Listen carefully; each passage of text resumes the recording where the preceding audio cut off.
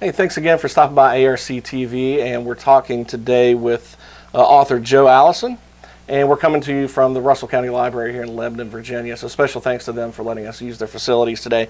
A little bit of background on Jo Alison. She's an award-winning author of historical mysteries and suspense novels that are based in the 1910 time period in St. Louis, and the books center around a young new woman that works for the St. Louis Police. And there are 5 books in the Julie and I series so far. And her latest one is called Train Songs. So we'll be talking a little bit about that today.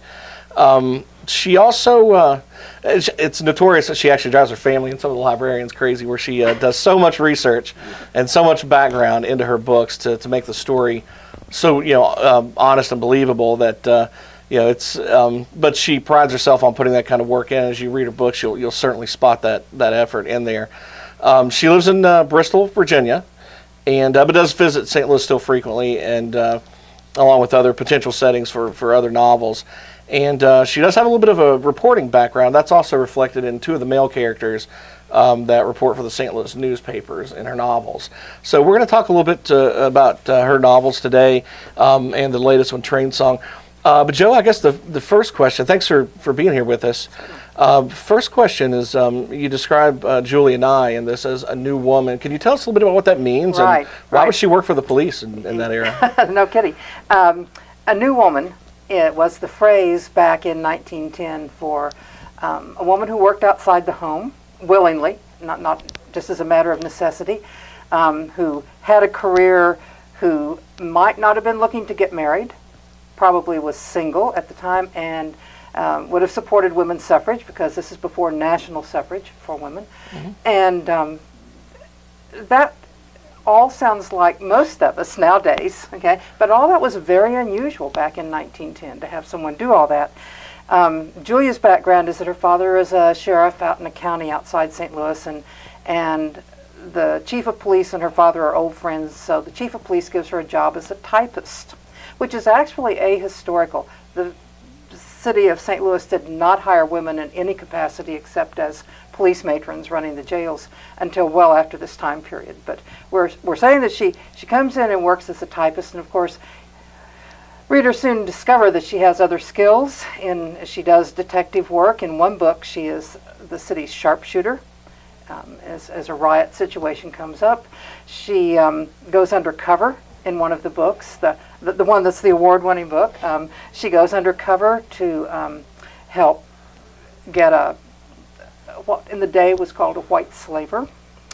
And so she has various skills that she brings to the police in 1910. Oh, she's incredibly multi-talented throughout the whole series. I guess one of the questions is, why would you pick that time and that place? Right. Most of these are set in St. Louis, as I said, and that's partly just a function of the fact that when I started writing these books, I'm actually from a town called Joplin, Missouri, which is over in the southwest corner of the state of Missouri. But to get there from Virginia, we'd have to make trips home, and we'd go through St. Louis. And so it sort of became our hobby, to stop at libraries, to drive the city of St. Louis and see what had been there in 1910. I love that kind of detail. And so I did a lot of research, okay? And so that's why St. Louis, the time period just fascinates me. I mean, we think that we go through a lot of change in our lives. I mean, the latest version of an iPhone is a lot of change, But these are the people who talked on the first telephones, who drove the first cars, who had the first electrical appliances in their homes, who saw the first airplanes.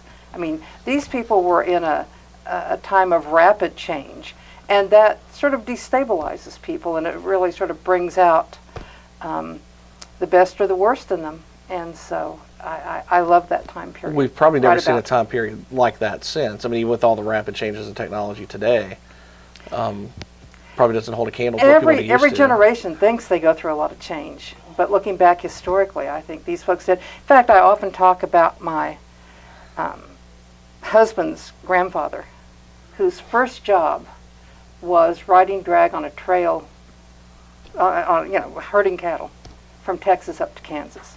It was his first job when he was 14. And his last job, actually he was in retirement and came out to be a consultant on how to build a nuclear power plant. He'd become an engineer along the way.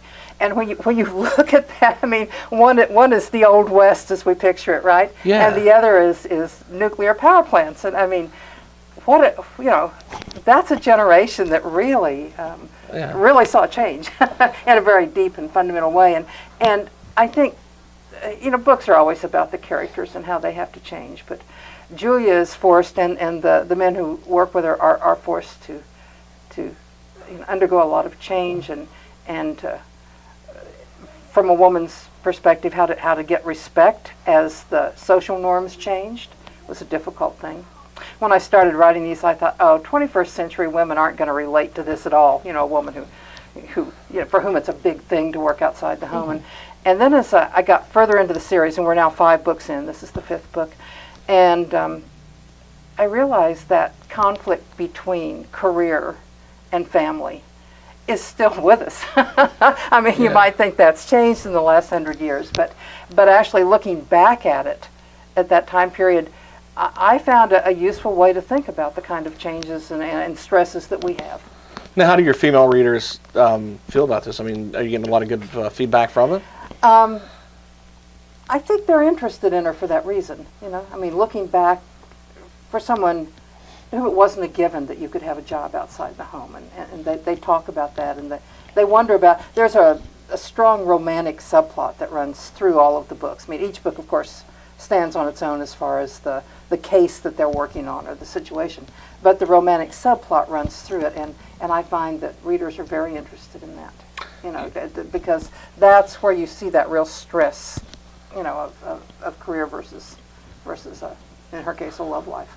Yeah, and I will say this, that it's I don't think your books are just set for a female audience, because I've read, I'm in the second book now, and I've read the first one, and just from a male's perspective, there's so many things to learn and try to understand, and from a different point of view that you're just not used to thinking about, and it's a powerful point of view, and so I think I wouldn't, I think that book is suitable for anybody, especially if you want to have an open mind and kind of think about the things that women went through in that time period, and then as you're talking about even now, right, that people have to change, they have to grow, and that always plays out with the 2 men, and that one is a good friend, and the other one she meets early in the first book, and he becomes the romantic interest, but they're challenged by that as well. I mean, how do they deal with this new woman situation, or bachelor girl, as they're sometimes called, which of course she doesn't remain a bachelor girl, but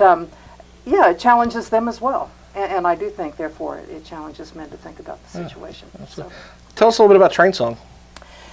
Well, actually, this one's a little bit different than the other books in that the subtitle. Is it actually on the page? No, it's not on the front page, but the subtitle, if you see it listed in Amazon, is A Novel of Suspense. And I find that some of the books are more traditional whodunits. You're spending the book, and certainly there's tension because Julia is almost always in trouble of some sort, either emotional difficulty or a physical situation. But some of them really focus on the crime, and they're good crime novels. I mean, they have, the red herrings and all that sort of thing. 2 of them, however, the third one and this one, I think, tip over more into the suspense side. In fact, this one is not technically a murder mystery. It doesn't start with a murder. It starts with Julia and her husband, William, on a train trip coming back from San Francisco to St. Louis in 1911. And as they get ready to leave, he gets a death threat. And so the plot is, how do they deal with that? And who do they look for on the train? Is it on the train? Is somebody waiting for them at home? Is someone following them from San Francisco? And then back home in St. Louis, the second viewpoint character actually is a reporter named Carl, and he's trying to do his investigation back in St. Louis to try to run down, who would have sent the note and what's going on. So this one is much more tense, and it's driven, of course, by the fact that you're on the train. It's it's 3 days from from L.A. actually to Kansas City, where they have to change trains. And so for 3 days, there's this, looking at everybody on the train. They actually meet up with somebody who may be the threat, who may not be the threat. I mean, it's so. Just leave it out this there.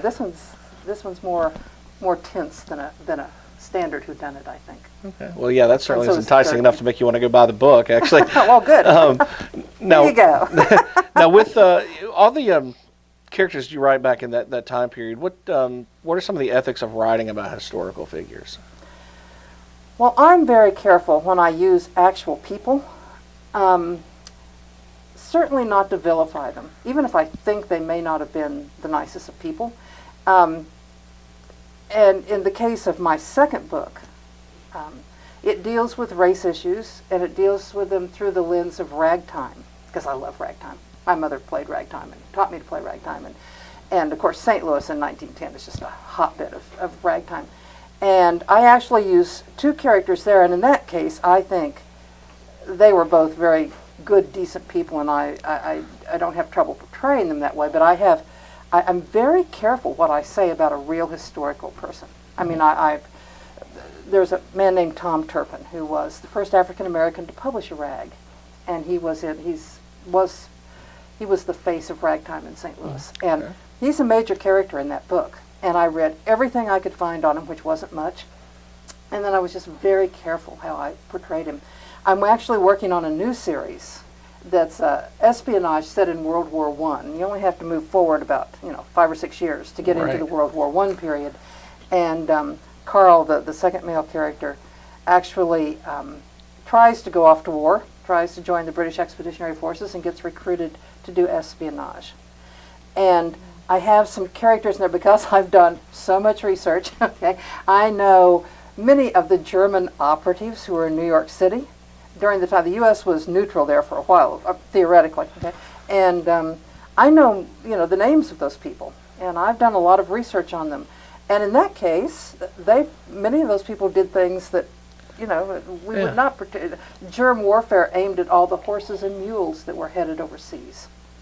I mean, what does that take to go infect a bunch of horses or mules? Yeah. In there, hoping that they'll start to drop dead as they cross the Atlantic. I mean, these are not necessarily nice things to do. But again, if I'm going to talk about real people, I try not to vilify them anymore. And I change names and do that sort of thing. In this case, put some characters together, so. It would be interesting to see your browser history, and hope to God you're not on a watch list. I love that moniker you see online a lot. I'm not a serial killer. I'm an author. So, now, which brings me to a good point. You're talking about these characters.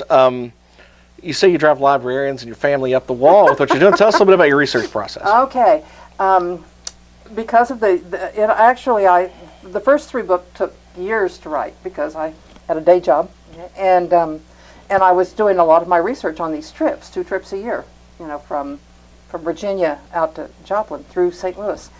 And so there were major libraries that I'd hit up. The downtown branch of the St. Louis City Public Library, not the county library, was actually built in 1911. So I always felt nice and historic when I walked in.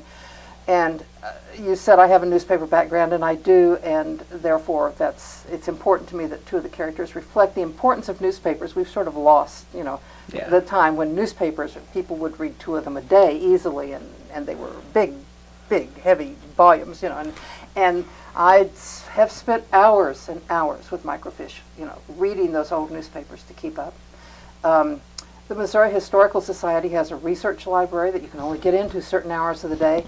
But I would do things like find the Gould's Directory, which is a book about E.A. Thick, that lists every business and every residence in what in 1910 was the 4th largest city in the country. Wow. I mean, this is a big book. And I would go through it looking for patterns of who lived where and that sort of thing. And one of the funnier stories, one day I decided that these 2 characters needed a house to live in after they got married. So I'm driving all over St. Louis looking for what would have been a new house in 1910 that sort of fit the description I wanted in the neighborhood I wanted. And this took 2 or 3 hours. And of course, what was a nice new house in 1910 in St. Louis may not be, just the spiffiest house in the spiffiest neighborhood these days. So we're doing all this driving, and it's summer in St. Louis, and it's hot, and and there's a lot of traffic. And then I find the house. And then I have to make 3 trips back to downtown St. Louis to the police station, because I have memorized the streetcars in St. Louis. I know all the streetcar routes in St. Louis because I got them out of the Gould's directory.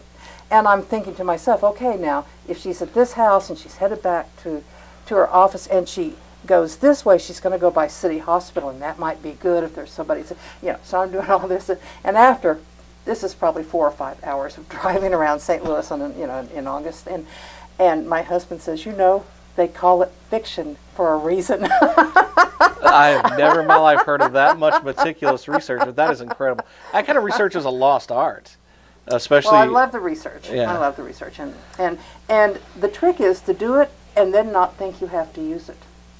Just have it as a resource. So that if she's worried about somebody who might be in the hospital, you can have her take that route. Not have her take that route just because there's a hospital there. Yeah.